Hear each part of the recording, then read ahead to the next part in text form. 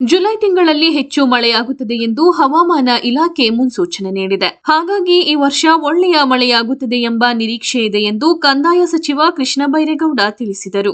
ನಗರದ ಪ್ರಾದೇಶಿಕ ಆಯುಕ್ತರ ಕಚೇರಿಯಲ್ಲಿ ಪ್ರಗತಿ ಪರಿಶೀಲನಾ ಸಭೆಗೂ ಮುನ್ನ ಮಾಧ್ಯಮ ಪ್ರತಿನಿಧಿಗಳೊಂದಿಗೆ ಮಾತನಾಡಿದ ಅವರು, ಮೈಸೂರು ವಲಯದ 9 ಜಿಲ್ಲೆಗಳ ಜಿಲ್ಲಾಧಿಕಾರಿಗಳು, ಉಪವಿಭಾಗಾಧಿಕಾರಿಗಳು ಹಾಗೂ ತಹಸೀಲ್ದಾರರನ್ನು ಒಳಗೊಂಡಂತೆ ಒಂದು ದಿನದ ಪ್ರಗತಿ ಪರಿಶೀಲನಾ ಸಭೆಯನ್ನು ನಡೆಸಲಿದ್ದೇನೆ ಎಂದರು. ಈ ವರ್ಷ ಮುಂಗಾರು ಮಳೆ ವಾಡಿಕೆಗಿಂತ ಹೆಚ್ಚಾಗುತ್ತದೆ ಎಂಬ ಮುನ್ಸೂಚನೆಯನ್ನು ಹವಾಮಾನ ಇಲಾಖೆ ನೀಡಿದ್ದು, ಈ ಹಿನ್ನೆಲೆಯಲ್ಲಿ ಹೆಚ್ಚಾಗಿ ಮಳೆಯಾದ ಸಂದರ್ಭದಲ್ಲಿ ಜನಸಾಮಾನ್ಯರಿಗೆ ಯಾವುದೇ ರೀತಿಯ ತೊಂದರೆಯಾಗದಂತೆ ಕಂದಾಯ ಇಲಾಖೆ, ಗ್ರಾಮೀಣಾಭಿವೃದ್ಧಿ ಇಲಾಖೆ, ಪಿಡಬ್ಲ್ಯೂಡಿ, ಜಿಲ್ಲಾ ಪಂಚಾಯತ್ ಹಾಗೂ ಎಲ್ಲಾ ಇಲಾಖೆಯು ಜೊತೆಗೂಡಿ ಮುನ್ನೆಚ್ಚರಿಕೆಯ ಕ್ರಮಗಳನ್ನು ಕೈಗೊಳ್ಳಲು ಇಂದು ಪೂರ್ವಭಾವಿ ಸಭೆ ಕರೆಯಲಾಗಿದೆ ಎಂದು ತಿಳಿಸಿದರು.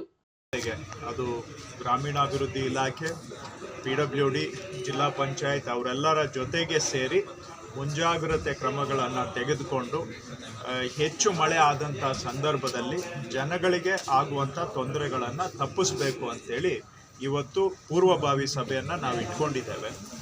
ಜೂನ್ ತಿಂಗಳಿನಲ್ಲಿ ನಾವು ನೋಡಿದಾಗ ಮುಂಗಾರು ಆರಂಭ ಆದಾಗಿಂದ ಜೂನ್ ತಿಂಗಳ ಕೊನೆಯವರೆಗೆ ರಾಜ್ಯದಲ್ಲಿ 208 ಮಿಲಿಮೀಟರ್ ವಾಡಿಕೆ ಮಳೆ ಆಗುವಂಥದ್ದು ನಮ್ಮ ಪ್ರತೀತಿ. ಅದಕ್ಕೆ ಹೋಲಿಕೆ ಮಾಡಿದಾಗ 205 ಮಿಲಿಮೀಟರ್ ಮಳೆ ಆಗಿದೆ. ಉತ್ತರ ಒಳನಾಡು ಮತ್ತು ದಕ್ಷಿಣ ಒಳನಾಡು ಎರಡರಲ್ಲೂ ಕೂಡ ವಾಡಿಕೆಗಿಂತ ಸಾಕಷ್ಟು ಹೆಚ್ಚು ಮಳೆ ಆಗಿದೆ. ಸ್ವಲ್ಪ ಮಲೆನಾಡು ಮತ್ತು ಕರಾವಳಿ ಭಾಗದಲ್ಲಿ ವಾಡಿಕೆಗಿಂತ ಕಡಿಮೆ ಇದ್ದರೂ ಕೂಡ ಸಾಕಾಗುವಷ್ಟು ಮಳೆ ಅಲ್ಲೂ ಕೂಡ ಆಗಿದೆ.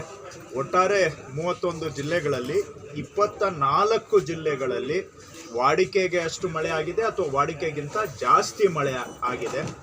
7 ಜಿಲ್ಲೆಗಳಲ್ಲಿ ಮಾತ್ರ ವಾಡಿಕೆಗಿಂತ ಕಡಿಮೆ ಮಳೆ ಆಗಿದೆ. ಆ 7 ಜಿಲ್ಲೆಗಳು ಕರಾವಳಿ ಮತ್ತು ಮಲೆನಾಡಿನ ಪ್ರದೇಶದಲ್ಲಿ ಇರ್ತಕ್ಕಂಥವು. ಜುಲೈ ಮುನ್ಸೂಚನೆ ನೋಡಿದಾಗ ಇನ್ನೂ ಹೆಚ್ಚು ಮಳೆ ಆಗುತ್ತೆ ಅಂತ ಹವಾಮಾನ ಇಲಾಖೆಯವರು ಹೇಳಿದ್ದಾರೆ. ಹಾಗಾಗಿ ಈ ವರ್ಷ ಒಟ್ಟಾರೆ ಒಳ್ಳೆ ಮಳೆ ಆಗುತ್ತೆ ಅನ್ನುವ ನಿರೀಕ್ಷೆ ಇರೋದ್ರಿಂದ ಮತ್ತು ಕೆಲವೊಂದು ಸಂದರ್ಭದಲ್ಲಿ 1-2 ದಿನಗಳಲ್ಲೇ ಮಳೆ ಹೆಚ್ಚು ಬೀಳುವಂಥ ಸಾಧ್ಯತೆಗಳು ಇರೋದರಿಂದ ಮುನ್ನೆಚ್ಚರಿಕೆ ಕ್ರಮಗಳನ್ನು ನಾವು ಕೈಗೊಳ್ಳಬೇಕಾಗಿದೆ. ಮುಂಗಾರು ಆರಂಭ ಆದಾಗಿಂದ ಇಲ್ಲಿವರೆಗೂ ರಾಜ್ಯದಲ್ಲಿ ಒಂದು 20 ಜನ ಈಗಾಗಲೇ ಈ 8 ಜನ ಲೈಟ್ನಿಂಗ್ ಅಂದರೆ ಸಿಡಿಲಿಗೆ ಮತ್ತು ಒಂದು 7 ಜನ ಮಳೆಯಿಂದ ಮನೆಗಳು ಕುಸಿತ ಆಗಿ ಮತ್ತು ಒಂದು 2 ನೀರಿನಲ್ಲಿ ಬಿದ್ದು, ಈ ರೀತಿಯಾಗಿ ಒಂದು 3-6 ಜನ ಮರ ಬಿದ್ದು ಸಿಕ್ಕಾಕೊಂಡು ಒಂದು 20 ಜನ ಈಗಾಗಲೇ ಪ್ರಾಣವನ್ನು ಕಳ್ಕೊಂಡಿದ್ದಾರೆ.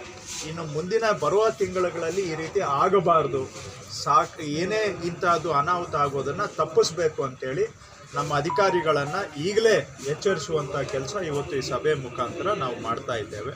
ಅದರ ಜೊತೆಗೆ ಕಂದಾಯ ಇಲಾಖೆಯಲ್ಲಿ ನಾವು ಈಗಾಗಲೇ ಸಾಕಷ್ಟು ಬದಲಾವಣೆ ಕ್ರಮಗಳನ್ನು ಕೈಗೊಂಡಿದ್ದೇವೆ.